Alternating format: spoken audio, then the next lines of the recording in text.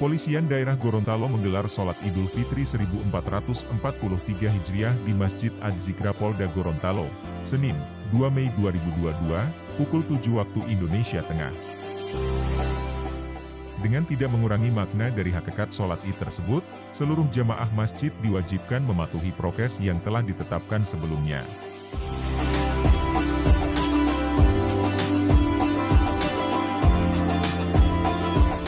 Pada hari raya Idul Fitri ini, marilah kita saling maaf-maafkan, membuka pintu hati.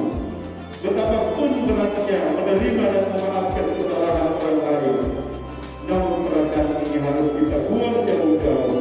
Sebab bagaimanapun amal ibadah yang kita lakukan, semua itu terasa hampa jika kita masih menyimpan benci, dendam, padahal sifat ini adalah penyakit yang terus menggerogoti diri kita.